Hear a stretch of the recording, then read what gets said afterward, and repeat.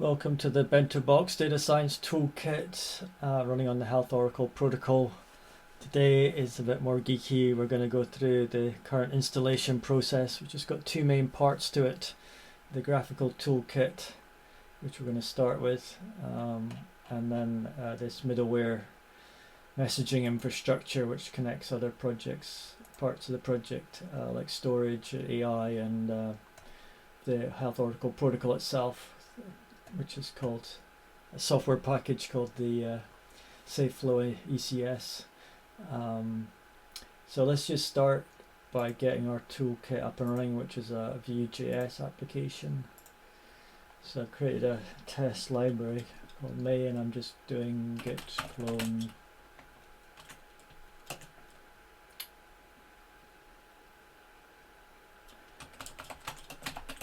and then npm install. I have a branch called Cloud, so most people that I know that are interested are not technical, so I'm trying to make it accessible to them temporarily on the cloud so they can provide feedback. So you'll find that as my main working branch, and then I pull back to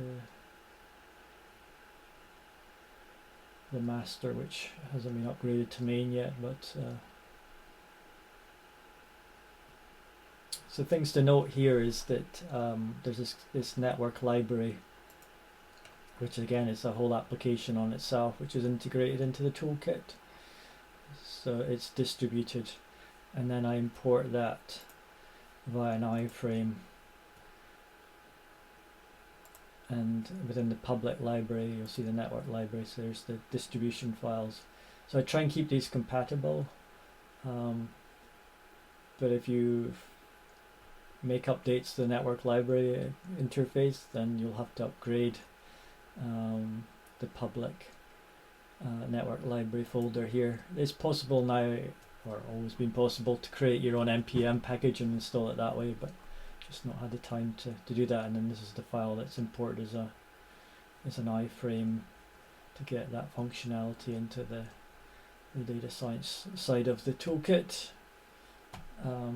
So it's installed, so it's npm run serve. You want it in your browser, or electron serve. So we'll just show it in the browser. Before we do that, we'll then start on the this Peerlink. So like same process, copy the GitHub, and again just git clone.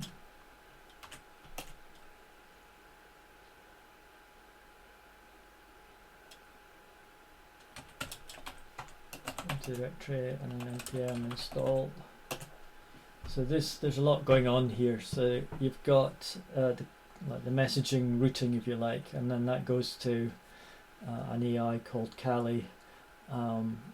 There's the data store, and while the protocol is sort of data store agnostic, it has like 4 uses of a key store database, including the knowledge bundle ledger, which the protocol produces. And today, just for reliability and stability to innovate around, I use a protocol called Hypercore, and in particular an implementation called Hypertree, which is now outdated.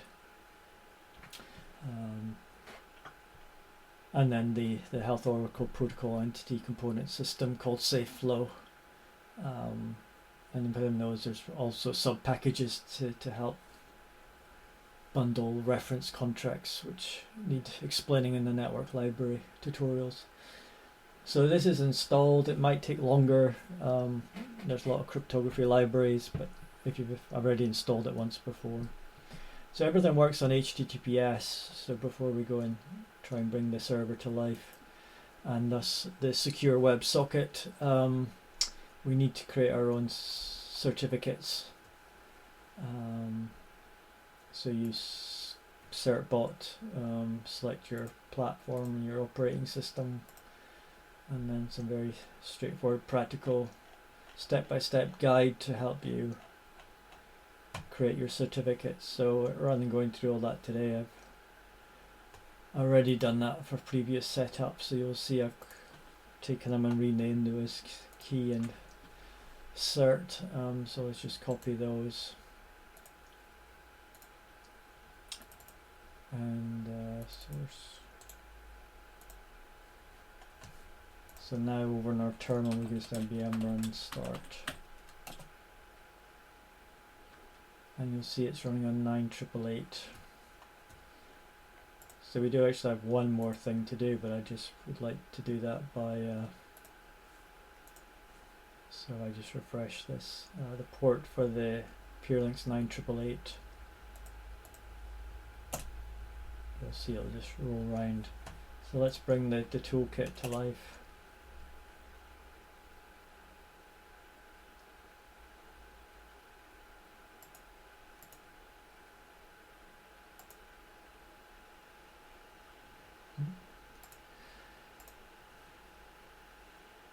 If it's the first time you use it, because it's a self-certified certificate, I'll ask you to just trust yourself.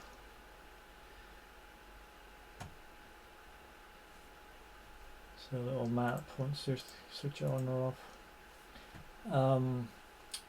So you would then click connect, and then you have, and you'll see over here there's no again, just for testing purposes, before we get the wallet and all the keys management in place, then I'm just simply username and password. So just for testing purposes, you need to create your own .env .env file.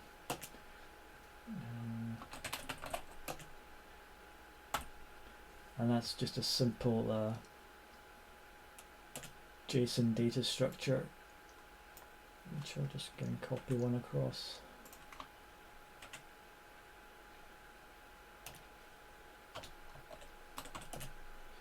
So this now runs.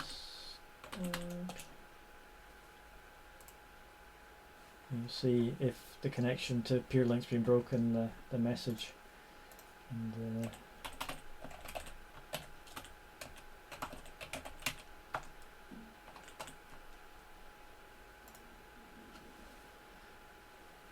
we're running in, and this is connecting to one of my existing data stores. So Peerlink defaults to a library called PeerStore. So home PeerStore, and here you'll see all these hypertree databases, of which the knowledge bundle ledger is one. So I'm just reading from an existing account to show some what I call network experiments, but if you're brand new to the network, everything is completely empty like this, and you have to go to the data stores here and connect with some other peer in the library who will give you their public key for the open public library. Allows you to navigate around that. You would then copy it in there, sync, view it, and then add the network experiments that you want to be part of, or if you want to bring new network experiments data to the network, then you have this network library I was talking about, which brings these network libraries to life. And here we see the network library. Right, so that's installation. Still a bit clunky, still in test mode, but coming along. Thanks for listening.